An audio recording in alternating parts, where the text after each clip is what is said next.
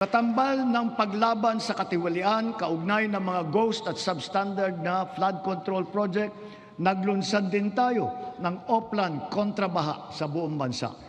Dito sa Metro Manila, masigasig ang ginagawang paglilinis ng mga estero at imburnal sa pangunguna ng MMDA.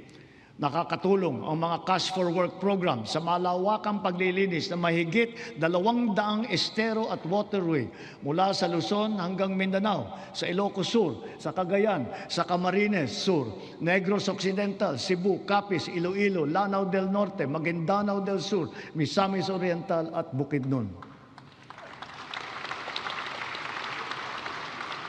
Sa kabila ng mga ginagawa nating ito, kailangan pa rin nating iwasto ang ating pamamaraan sa pagtapon ng basura. One systemic intervention is to update our 25-year-old Ecological Solid Waste Management Act, aligning it with modern waste management practices such as waste-to-energy and waste treatment technology.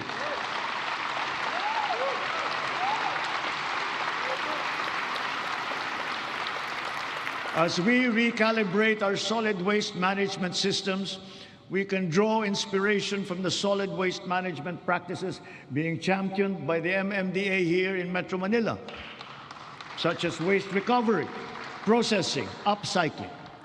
For example, what used to be the Carmona Sanitary Landfill of the 1990s is now the MMDA Nature Park. And more than a multi-purpose green space, it shall soon be the base of its high-level disaster preparedness training and simulation exercises. Gayon din, ang ating sistema ng agrikultura ay pinapatatag natin upang magarantiya ang ating supply ng pagkain at maipababa ang presyo nito para sa lahat. Ang sari-saring mga programa tulad ng puhunan, farm input, kagamitan, kaalaman, pati na insurance ay tumutulong sa mga magsasaka at mangingisda. Kaya mula noong 2023, patuloy na tumataas ang produksyon ng bansa. Lumalakas ang cropping intensity, dumadami ang ani tulad ng palay, mais, asukal, baboy at manok. Dala ito ng malakas na buhos ng suporta sa sektor. Ang gumaganda at lumalawak na sakop ng infrastruktura at sistema ng irigasyon at tumataas na antas ng mekanisasyon. Nagbubuklod na rin ang mga magsasaka at mangingisda at nabibigyan ng makabagong teknolohiya, binhi at mga pasilidad ng kagamitan.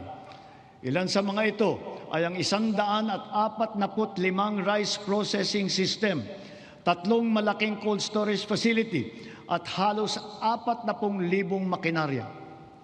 Ang mga taniman naman ng niyog ay dumadami at lumalawak din, dala ng ating programa na malawakang pagtatanim sa buong bansa.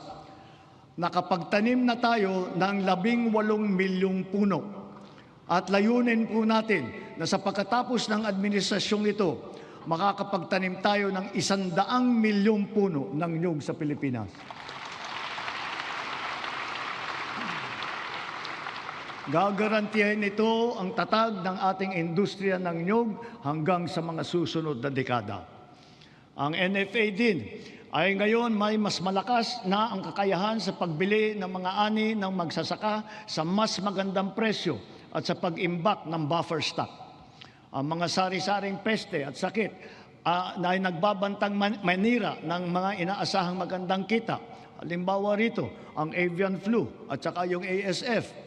Kaya tinitiyak ng DA na ang mga magsasaka ay natututo ng mga makabagong kaalaman at mga mainam na paraan sa pag-iwas at paglaban sa mga ito. Gayunpaman, ang insurance ay nagsisilbing mabisang panangga laban sa pagkalugi dala ng pagkawala o pagkasira sa hindi inaasahang pangyayari. Sa nakalipas na 4 na taon, natulungan ang sektor upang mabawi ang halaga ng pinsala sa hanapbuhay na umabot sa 19 bilyong piso halaga na kabayaran. Ang crop insurance ngayon ay hindi limitado sa mga pananim. Kasama sa saklaw nito ang mga alagang hayop, palaisdaan, mga gamit at pasilidad, pati sasakyan na pang-agrikultura. Meron ding life insurance para sa mismong magsasaka at mangingisda. Papalawigin pa ng Philippine Crop Insurance Corporation at DA ang kaalaman ng mga magsasaka at mangingisda tungkol sa crop insurance. Upang makapagbigay ng kapanatagan sa isipan ng mga benepisyaryo ng agrarian reform, wala tayong tigil sa pamamahagi ng mga titulo sa lupa na ginawad sa kanila. Kaya sa loob ng 4 na taon, lagpas 400,000 titulo na ang suma total ng atin na ipamahagi sa kanila, na may kabuong lawak na mahigit 500,000 ektarya. Tatapusin na natin ang pamamahagi ng mga titulo sa susunod na taon. Marami sa benepisyaryo ang naghintay ng 30 hanggang 60 taon. Ang iba mapalad na nasaksihan ang paglabas ng kanilang titulo. Sa tagal naman ng panahon, yung iba, apo na ang tumanggap. Gayon din, kahalaga sa kanila ang seguridad na hatid ng kalayaan mula sa pagkalubog sa utang. Kaya asahan ninyo, kukumplituhin na natin ngayong taon ang ginagawa natin pagpapawalang bisa ng mga utang ng ating mga benepisyaryo.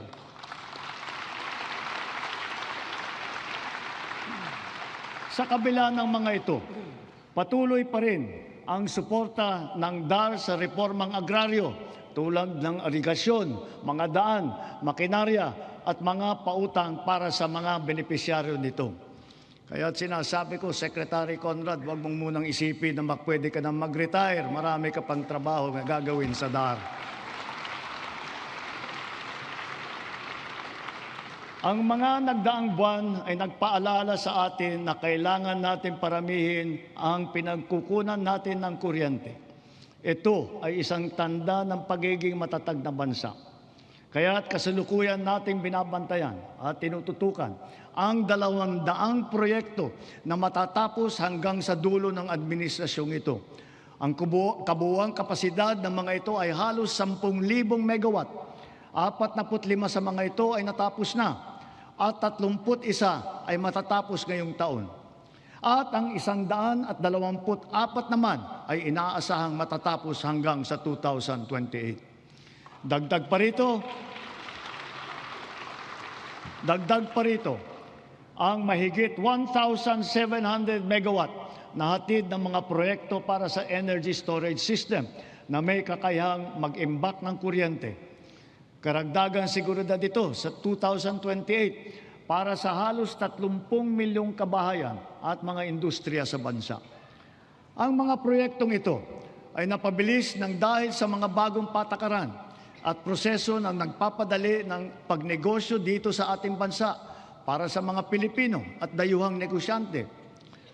Ngunit siyempre, mas pinapaghalagahan natin ang mga teknolohiya na hindi umaasa sa inaangkat na krudo na pinapaandar ng mga likas na yaman ng ating bansa tulad ng renewable at indigenous. Bukod sa ilang mga plantang pinapatakbo ng krudo, nakapagdagdag tayo ng mahigit 60 plantang pinapatakbo naman ng geothermal, solar, hydro at wind at saka ng biomass. Because of the extension as well of the Malampaya service contract until 2039, drilling operations once again resumed for the first time in 8 years.